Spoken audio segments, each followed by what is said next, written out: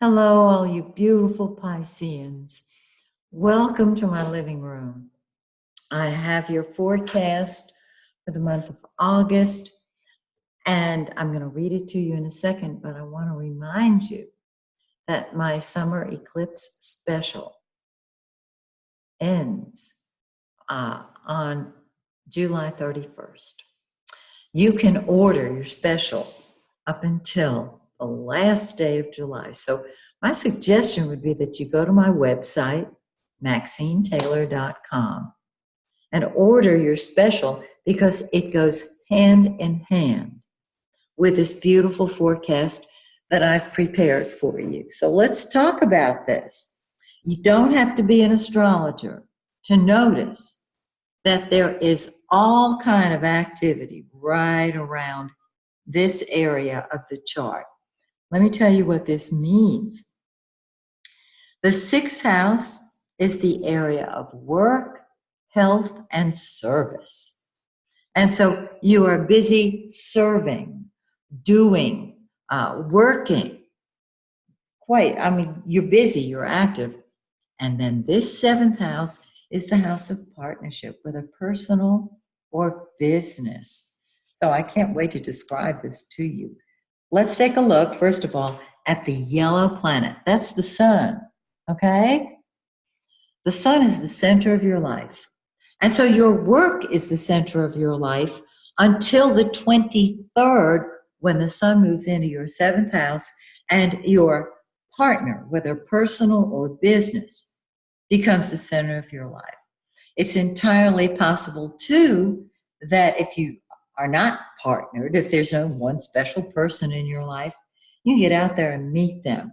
So what you'll have here is the opportunity to make your work the center of your life, to be a leader on the job, which is beautiful, and then get out there and put other people first. Now, there's a little catch here. You're going to attract people who are going to invite you to do that. Not verbally necessarily, but they are going to put themselves first. If you're married, your spouse, your partner, is going to put themselves first. And this is great because you're both on the same page. You're both putting that other person first. It works. Okay. Mercury is the blue planet. It's what we think about and talk about. We've been in a retrograde Mercury cycle since actually officially July 7th. But we were in the shadow of the retrograde two weeks before that. That means we started feeling the retrograde. If you have not yet watched my video, Mercury retrograde, the prequel and the sequel, you might want to do that because it talks about the shadow before it goes retrograde and the shadow after it comes out of retrograde. When we're still feeling the retrograde Mercury, and yet nothing's really manifesting that way. Although there are times when it can. I have to change that. There are times when it can. So you want to look at that video and understand that, yes, Mercury is direct in your fifth house of fun and children. So you're thinking of your kids, perhaps talking with them more, and you are thinking of having fun because that's the fifth house. Well, on the 11th, Mercury moves into your sixth house. It joins the sun. And you're thinking about your work. You're thinking at work. You are communicating at work. You're sharing your ideas with your subordinates and coworkers. Love it. On the 29th, Mercury moves into that seventh house, and you are talking to other people, whether it's a business partner, a personal partner, or just get out there and talking to people. And guess what? You're going to attract people to you who talk about themselves. So you're both on the same page. Now look at the red planet, Mars. Mars is what we fight with or fight for. It's what we throw ourselves into. Well, you're throwing yourself into your job. Now, this can cause inflammation in the body. So you want to make sure that you have an outlet for that. What if you're angry at somebody at work? There's Mars. You want to get to the gym and work that out. Get it out of your body so that it doesn't affect your health.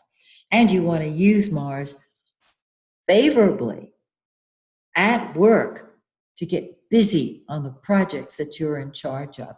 Because remember, the sun is the leader, and so you may have a leadership role. I love that. Then on the 18th, Mars moves into the 7th house, and you throw yourself into all of your relationships. You may fight with or for your relationships. This is always very interesting. But your relationships come first to you, which is good because they come first to themselves. Again, you're on the same page. And Venus, the pink planet, which is so gorgeous. It's love, it's beauty, it's money. And so wherever it is, that's what we think is beautiful and what we love. It's in your 6th house of work. This offsets the inflammation of Mars on the body and creates a loving environment for our health. And you may be involved in projects that you just love it. You're loving your work and you're throwing yourself into it. On the 23rd, Venus moves into your 7th house and you fall in love with other people. No, I don't mean literally, passionately, or romantic love, although you could, because you get Mars there and Mars is passion. But you love being with other people. And they love you for doing that, because what that does is it helps them love themselves. Again, you're both on the same page. Now we have a full moon on the 15th. And all this 7th house activity, work activity, and getting out there and being with other people and putting them first, says, this full moon says, I need to be alone. I need to get away from other people. I need to just sleep. Meditate, be still, and be quiet. That's the full moon. And so on the 15th, by mid-month, you're going to want some privacy. Okay? You'll blend that into everything else. And then we have a new moon on the 30th. Now, on the new moon, energy starts moving forward, because just before the new moon, like for 2 days before the new moon, there's no energy. It's so low. And on the 30th, things pick up. So there you are out there with that special person or with lots of special people, putting your attention on them, making them feel important, and helping them love themselves. It's quite beautiful. So, dear Pisces, have a wonderful August, and I'll see you next month when once again we take a look at your forecast. Till then, may the stars shine brightly on you and yours.